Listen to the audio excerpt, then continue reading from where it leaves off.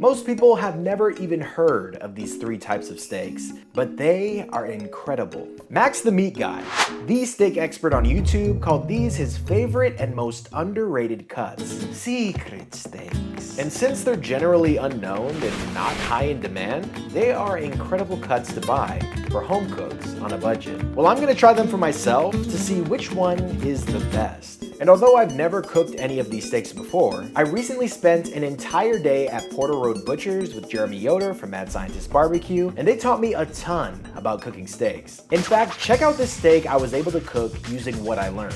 Easily the best steak I've ever made, and I've never even heard of the cut before. I think they said it was a cow's calf or something, I don't know. So I'll be sure to share everything I learned at Porter Road as we go through each of these cuts. Starting with a cut that Max called his favorite steak in his recently posted 20-minute steak guide, the hanger steak. It's located on the diaphragm of the cow or plate, and it's unique because there's only one hanger steak on the entire cow. As you can see, this hanger steak has a seam of connective tissue right down the middle. Now, because of the way I'm going to cook this steak, that connective tissue is unfortunately not going to break down. On top of that, it's going to shrink and pull the 2 muscles together, making the steak cook unevenly. So we need to remove it, thus creating 2 steaks. Shout out to Gis Pryles for these hanger steak tips, and I'll have a link to her channel in the description box.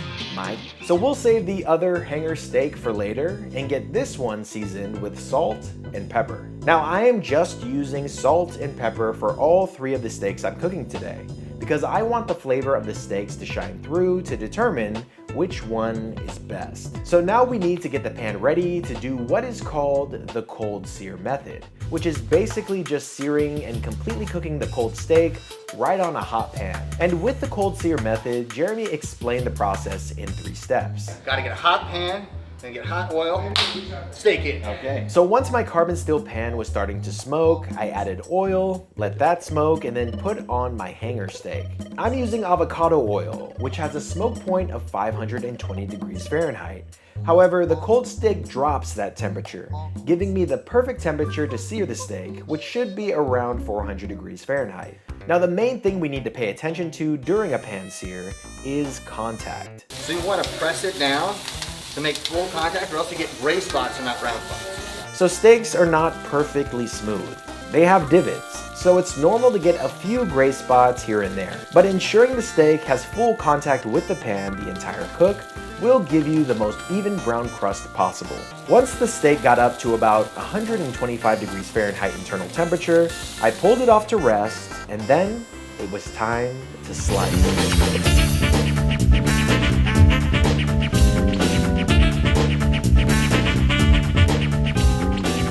A big thank you to Porter Road for providing all the steaks in this video. And given that they're relatively unknown and kind of hard to find, I'll have a link in the description so you can buy them at porterroad.com. Now that I'm getting so much practice with steaks, I'm starting to learn just how deep of a brown crust you can get without overcooking the steak. I think this is the best crust I've ever gotten on a steak. Yeah, I get why this is Max's favorite. The hanger has a lot of flavor to it, and it's a lot more tender than I thought. And the biggest bonus is on the crust of the steak. It kind of like separates a little bit, so you get like these nice crispy edges on the steak. It just makes an incredible bite. This is gonna be tough to beat, but we'll still make the attempt with the next cut, the vette. This cut comes from the bottom sirloin near the flank, and as a result kind of looks like a flank steak. But it is a bit thicker and also has much better marbling. I mean, look at that.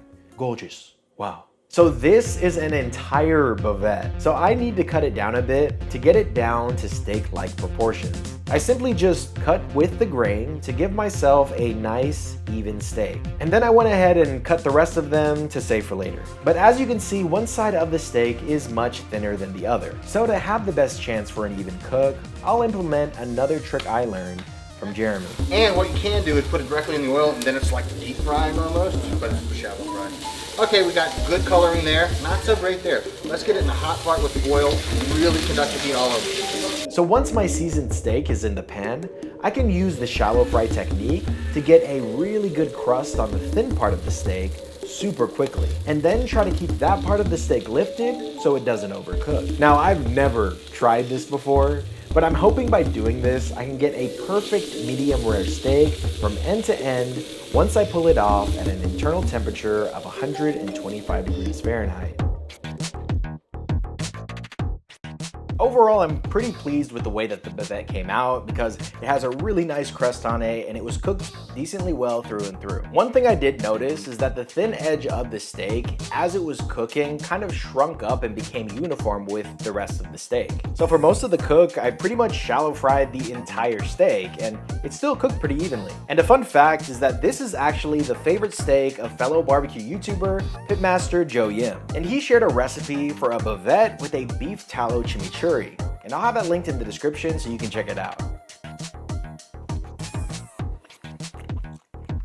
Okay, I can actually taste the difference between the bavette and the hanger steak. The bavette has more of a deeper, darker taste to it that I actually really like. I really like the mouthfeel of the bavette as well. It kind of reminds me of the point end of the brisket because it's has these little cells of meat that are just intertwined with this nice rendered fat, and it is just a crazy bite. I already know this is gonna be a really close call, but before I give my ranking, let's try the final steak, the Therese Major. So this cut is the second most tender cut on the entire cow, only second to the tenderloin.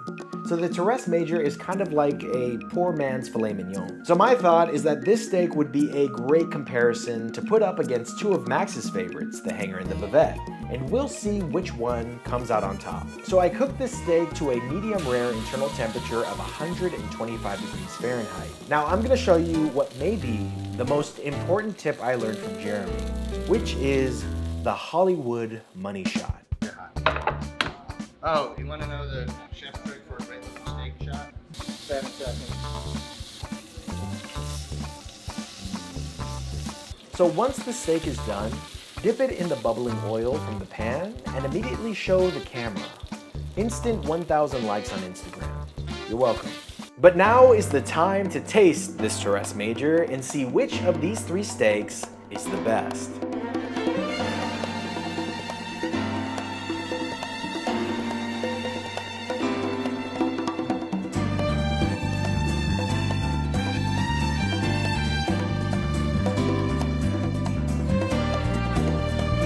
Okay, so the Therese Major is crazy tender, much more tender than the other two cuts for sure. But the flavor is super light. With just the salt and pepper, it just tastes like it needs a little bit something extra, maybe some rosemary, thyme, some butter, something. The hanger steak and the bavette have way more nice beefy flavor than the Therese Major, so it's definitely ranked below these two. But if I could only pick one steak between the hanger steak and the bavette, I picked the bavette. Make sure to watch the next video on your screen where I took Max the Meat Guy's double crust ribeye recipe and made an oven-only beginner-friendly recipe. And I'll see you guys over there.